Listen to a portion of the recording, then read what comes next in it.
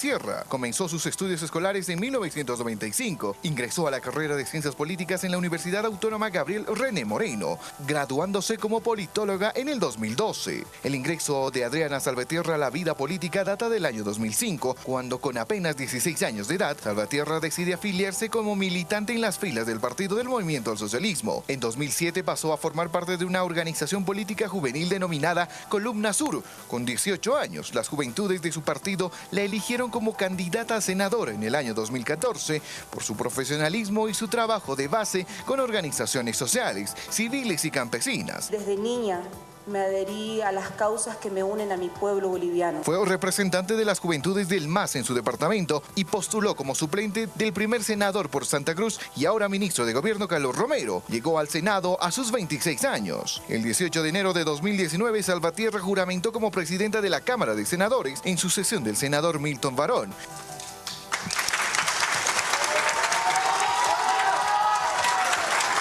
Cabe mencionar que con apenas 29 años, Adriana Salvatierra se convierte en la cuarta mujer en la historia en llegar a presidir el Senado después de Mirta Quevedo, Ana María Romero de Campero y Gabriela Montaño, y la presidencia más joven de la Cámara.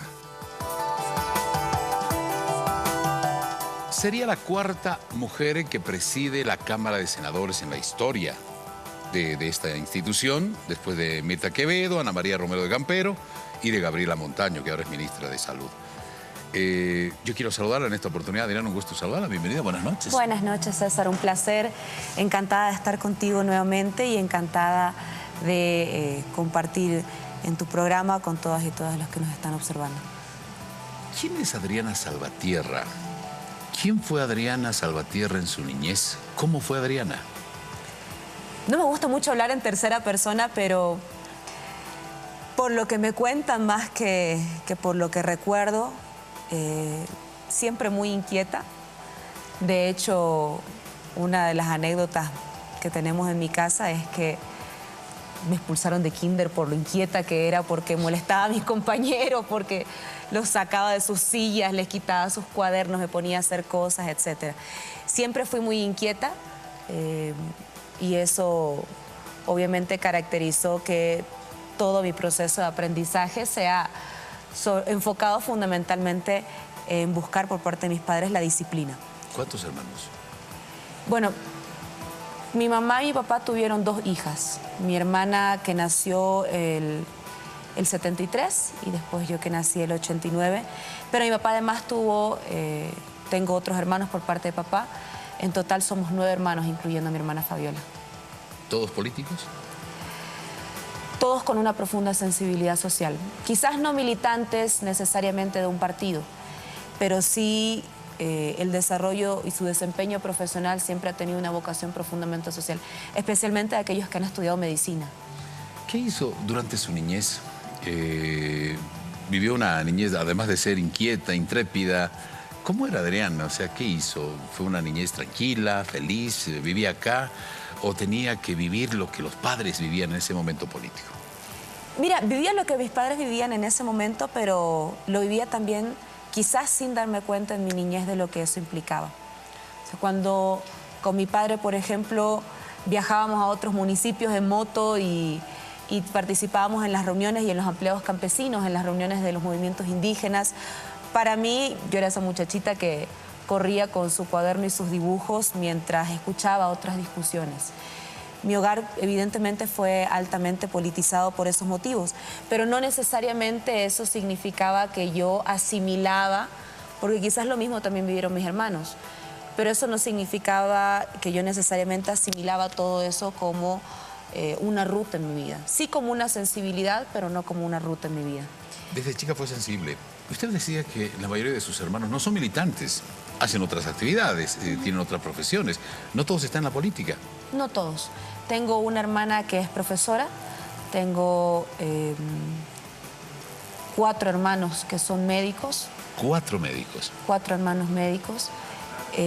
Una está en Argentina viviendo, los otros 3 militan conmigo en la organización. Y bueno, tengo otros hermanos que están estudiando Derecho y otra Psicología. ¿Por qué no estudió Derecho, Psicología, Medicina, Adriana? ¿Por qué decidió ser política? Mira, en realidad mi militancia la empecé, muchos saben, a mis 16 años, cuando en las campañas del 2005, cuando gana la primera campaña el presidente Evo Morales, en ese tiempo mi padre era candidato a prefecto. Y yo la acompañaba a las movilizaciones, a las marchas, a las campañas. Y se empezaba a estructurar, porque también Juventud del MAS nació con el primer gobierno del presidente Evo Morales. ¿Pero por qué lo acompañaba? ¿Porque quería, porque sentía, porque lo quería acompañar al papá, porque le gustaba ese mundo de la película? Por amor y por amor a él, sí. Pero también porque empecé a establecer vínculos con compañeros con los que me relacionaba y compañeros con los que no era solamente la militancia, era el espacio también en el que construías amistades, fraternidad, colaboración. Es espacios profundamente fraternos que fuimos construyendo con compañeros y que más allá de evidentemente el vínculo que tenía con mi padre en la campaña, me fue aproximando más a Juventudes del MAS y por supuesto también a la organización. Pero un muchacho a los 15, 16 años, lo mismo las chicas, piensan otras cosas, ¿no? No probablemente en la política. Creo que no es el común denominador. Pero también había un movimiento y un tiempo histórico del que creo que muy pocos podíamos evitar tomar parte. ¿Quién podría haber negado el 2005, por ejemplo, que era revolucionario en el mundo que un presidente indígena asuma como mandatario de un país? ¿Quién podría haber negado, por ejemplo, que se vivía un tiempo histórico de una mayor intensidad de movilizaciones sociales que demandaban asamblea constituyente, que demandaban la nacionalización? Y yo estaba en un entorno en el que eso era muy preponderante en la discusión. Claro, era un rol protagónico para los jóvenes. Son otras generaciones también. No es la misma generación la que... Los chicos que están naciendo ahora son otra generación. Por supuesto. Los niños de ahora son otra generación. Los jóvenes de ahora son otra generación. La gente de su edad, Adriana, es otra generación. Probablemente sí.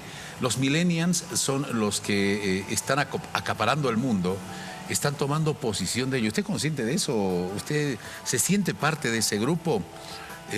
A su corta edad llega a ser presidenta de la Cámara de Senadores, llega al Senado con 25 años, a los 29 llega a ser presidente de la Cámara de Senadores y podría convertirse usted eventualmente, si así fueran las cosas, si es que el presidente y vicepresidente están fuera del país, podría convertirse en la próxima presidenta del país. Sí. ¿Lo has pensado, lo has asumido alguna vez? Lo asumo y lo asumo como una responsabilidad enorme, más que como una dicha de momento. Para mí es una responsabilidad enorme. En realidad siempre lo fue. Nunca voy a olvidar cuando al momento de asumir las primeras conversaciones que tuvimos ya casi en el ejercicio del cargo con el presidente Víctor Borda de Diputados, el presidente Evo y el vicepresidente Álvaro, el presidente nos comentó algo y es que, y a mí me marcó mucho, fue que él sabía que cuando asumía como primer presidente indígena estaba abriendo una puerta y era un camino inexplorado. Si él hacía bien las cosas, y él sabe, si él hacía bien las cosas, era consciente de que eso habría un proceso de mayor participación del movimiento indígena y campesino, de los pobres del país. Porque la estigmatización con la que había cerrado el anterior periodo de la recuperación de la democracia a la izquierda era precisamente con el estigma de la mala administración económica, de la devaluación de la moneda, de la inflación, etc. El presidente Evo asumió consciente de la responsabilidad de que su mandato implicaba abrir nuevos caminos a personas que nunca tuvieron una oportunidad. Esa misma recomendación nos dio el presidente Evo Morales, que la puerta que se abría a partir de la participación de los jóvenes, particularmente en esta gestión, con ejemplos como Valeria Silva, como Evo Mérez en Pando, Mónica Copa, Elmar Callejas, Ademar Balda, Henry Chávez en Tarija. Andrónico. Pues te estoy hablando del legislativo. Tenemos fuera del legislativo y también en el ejecutivo, Andrónico, tenemos a Manuel, a Mariana. Somos responsables también de la posibilidad de abrir puertas a las nuevas generaciones, de que el joven al ejercicio de la responsabilidad pública pueda hacerlo bien. Si estuviera en sus manos, Adriana, si en algún momento llegara la posibilidad en sus manos de cambiar algo en el país, si dependiera de usted, con una firma, ¿qué cambiaría? Tenemos muchos temas pendientes. ¿Pero qué le gustaría profundizar? O desde lo más profundo de su corazón, ¿qué es lo que quisiera cambiar en este país? Ay, son varias cosas. Pero mira, yo creo que hemos iniciado un camino hermoso a la democratización del derecho a la salud. Tiene una tarea enorme mi compañera Gabriela Montaño, que fue presidenta de la Cámara de Senadores y Diputados. Y yo lo que más quisiera, en realidad, más que cambiar algo, quisiera que el Sistema Único de Salud se consolide lo más pronto posible. Porque hay tantas esperanzas de la gente depositada en esto, que creo que ahí reside probablemente una de las banderas más importantes que nosotros tenemos. Y acabar, por supuesto, con los niveles de extrema pobreza. Adriana Salvatierra, cuando asumía la Cámara de Senadores, fue duramente cuestionada por una doble nacionalidad, la nacionalidad chilena. ¿Cómo fue ese episodio? ¿Nació usted en Chile? No. ¿Cómo fue? No, yo nací en Santa Cruz, yo nací en la maternidad Percy Boland, que es muy conocida, además es la maternidad de los cruceños, digo. Sí, mi mamá es chilena y cuando habían todos estos problemas entre el 2005 y el 2006, mi padre aparecía en las listas de los enemigos de Santa Cruz. No por otra cosa que no sea por impulsar desde Santa Cruz este proceso de cambio en el que él siempre creyó, de campesinos, indígenas, trabajadores. Las listas condujeron a que a mi padre lo amenacen con secuestrarnos a un par de hijos. De hecho, a mi hermano lo golpearon en la plaza principal, en la 24 de septiembre. Y las amenazas fueron recurrentes, entonces en algún momento pensaron que la posibilidad de que yo me quede en Chile a estudiar, porque no habían garantías aquí. Sin embargo, al tiempo, bueno, mi padre decidió, más que por las presiones, porque él sentía que su vida estaba en Santa Cruz, retornar a Santa Cruz y dejar de lado el ministerio. Y ahí ocurrió eso. Pero fue por ese motivo que adquiere la doble nacionalidad por la mamá. Sí, por mi mamá. Pero fue por ese motivo, un poco para protegerse, salir afuera, estudiar y volver. Sí. Y eso prácticamente fue utilizado de manera política para crearle cierta desestabilización dentro de la Cámara de Senadores. A una presidenta joven. ¿Cómo lo tomó? ¿Cómo fue ese momento? ¿Cómo fue el momento íntimo? Estamos hablando de la mamá. Estamos hablando de los papás. Sí. No sé, para mí son sagrados mis padres. Para usted me imagino que lo propio. Más sagrados todavía cuando no tenés esposo e hijos. Yo no tengo una familia que hubiera construido aún por decisión propia. O sea, mis padres y mis hermanos y mi familia son lo único que yo tengo para aferrarme en este momento de mi vida. Mira, fue un poco complejo, más que por las susceptibilidades que despertó, fue complejo para mí en el entorno familiar por mi mamá, por supuesto. Porque la amo, porque no quería que ella sufra, no quería que ella se preocupe. Claro, porque usted decide, voy a renunciar a la doble nacionalidad. Sí, y fue un momento complicado, pero lo asumimos todos con la madurez que corresponde. No queríamos que absolutamente nada se convierta en óbice para cuestionar ni el proceso y a través de mí que se cuestiona al presidente Evo, por supuesto. ¿Y cómo se sintió su madre?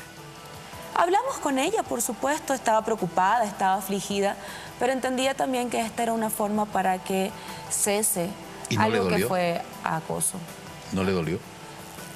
Lo conversamos, después tuvo por supuesto algunas afecciones después de aquello en su salud, pero ella lo asumió con mucha madurez, con mucha responsabilidad, porque reitero nuevamente, o sea, para nosotras mi madre es fan número 1 del presidente Evo, así yo creo que probablemente es una de las personas más leales que conozco en mi familia en torno al proceso también. Y ella también sabía que no podíamos nosotros permitir y que absolutamente nada se convierta en un cuestionamiento al presidente y a nuestro partido y al gobierno. A propósito, su mamá también profundamente de izquierda, sí. Política de izquierda de hace muchísimos años. Sí. Y que tuvo que salir de su país justamente por los problemas que tenían la gente de izquierda después del periodo de Allende. En realidad ella tuvo que dejar de militar más que salir del país. Se mantuvo después del golpe de Estado a Allende, cuando ingresa Pinochet. Dejó de militar, por supuesto, sus familiares también, porque ahí no era, o sea, eso era una dictadura. Ahí corría riesgo la vida a cambio de las ideas. Ahí ella me contaba, por ejemplo, que en la dictadura del general Pinochet veías cuerpos en las calles tapados con papeles periódicos y mucha gente tenía que pasar de largo. Que sabías que habían, o que veías en el río Mapocho, que atraviesa Santiago, cuerpos de personas y sabías que eran militantes de izquierda. Tenías miedo que que algún familiar tuyo llegue después de las 7 de la tarde a tu casa, porque probablemente pudiera haber sido detenido por militares y llevado al Estadio Nacional. Y después asesinado. Y desaparecido. Entonces, eran otros tiempos. Ella evidentemente, tradicionalmente también venía de la militancia de izquierda y eso hace que su temple político también la lleve a tomar decisiones con absoluta madurez. Adriana Salvatierra tiene 30 años, podría ser en cualquier momento, le decía, presidenta de nuestro país, porque en ausencia del presidente y vicepresidente, que siempre viajan por alguna circunstancia, y ya le tocó al presidente o a la presidenta del Senado, Gabriela también fue presidenta algún tiempo, seguro que le va a tocar. Seguro que le va a tocar. Usted decía que es más que la satisfacción de estar ahí y de ejercer la presencia por unas horas probablemente, es una alta responsabilidad, aunque sean unas horas. Sí, por supuesto. O sea, yo creo que no prima un tema de satisfacciones y logros personales cuando cuando por delante está el país, está la patria y está esto que te decía, o sea, en qué medida las responsabilidades que vamos asumiendo los jóvenes abren o cierran puertas para otras generaciones. Pero está consciente de que va a ser historia. Su nombre va a quedar en los anales de la historia como presidenta de Bolivia. Circunstancialmente, quiero decir, en algún momento. Mira, más allá de eso, yo reitero nuevamente, no son logros personales. Creo que la mayor responsabilidad reside en poder abrir esas puertas. Yo deseo que hayan más jóvenes, mejores que yo, por supuesto, mejor formados, comprometidos con el país y jóvenes que administran esto que tú decías, o sea, una generación que es absolutamente distinta a la que yo tenía, a la que viví yo con 16 años. Cuando yo estaba con 16 años, habían 3 o 4 senadoras. Hoy la mitad del Senado somos mujeres. Cuando yo tenía 16 años, para ser senador del país tenías que haber cumplido 30 años. Yo no hubiera podido. Cuando tenía 16 años, las empresas estatales estaban en manos privadas. Esta es la generación del litio, de la industrialización, de la nacionalización de las oportunidades. Un tema que usted acaba de mencionar y aprovecho, desgraciadamente, más allá de los avances que se han hecho en materia de la lucha contra la violencia, especialmente de la mujer, de los niños, niñas y adolescentes, tenemos importantes normas. Tenemos normas que ahora protegen a las mujeres, tenemos normas que protegen a los niños y niñas. Tenemos una serie de mecanismos legales para poder protegerlos. Pero siguen sumando los casos de violencia contra los niños, de violencia contra la mujer, de ultrajes sexuales, de feminicidios, de infanticidios, es decir, esto sigue creciendo. Esta es una tarea todavía pendiente, más allá de las normativas. Presidenta, para ir cerrando, ¿qué podemos hacer? ¿Qué se tiene que hacer ahora? Usted Mira, como mujer.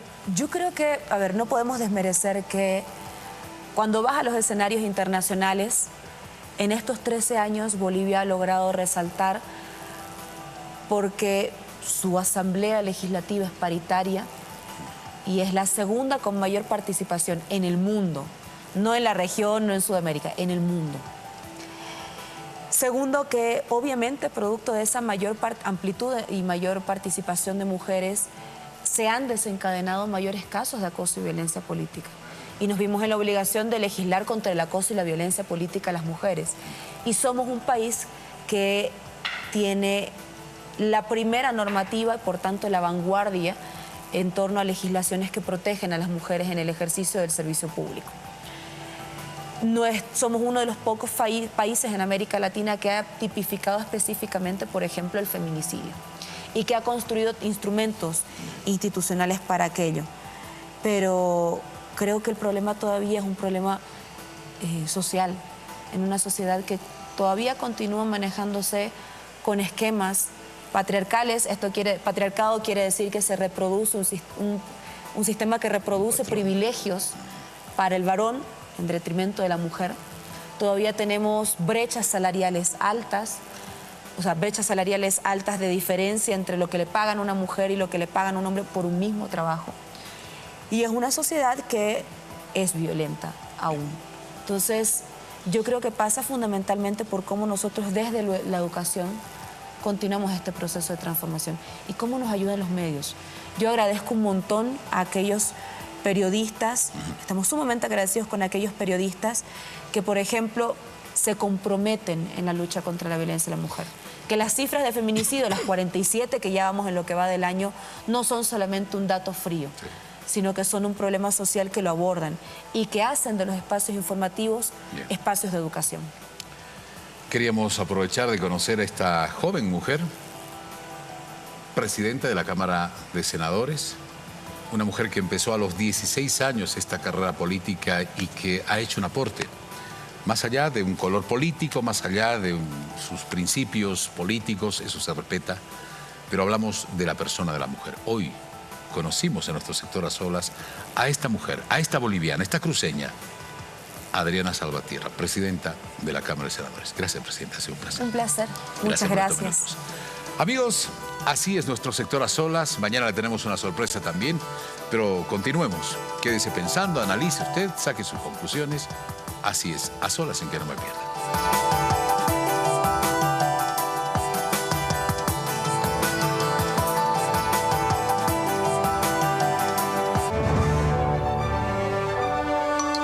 Yo me informo para informar. Yo me informo porque quiero ser el primero.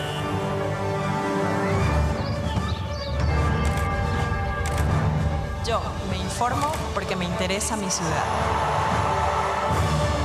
Yo me informo para llegar donde quiero llegar. Información útil y confiable todos los días. Notivisión.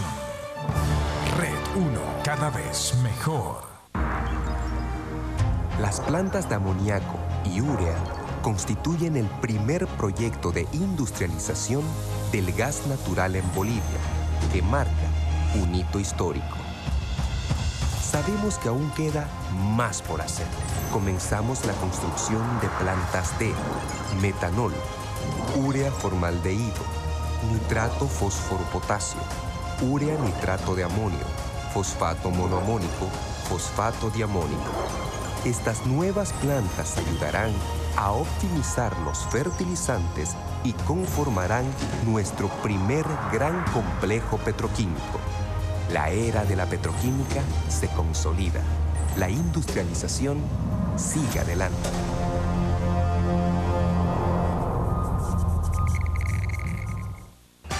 El éxito de la zona norte llega al este.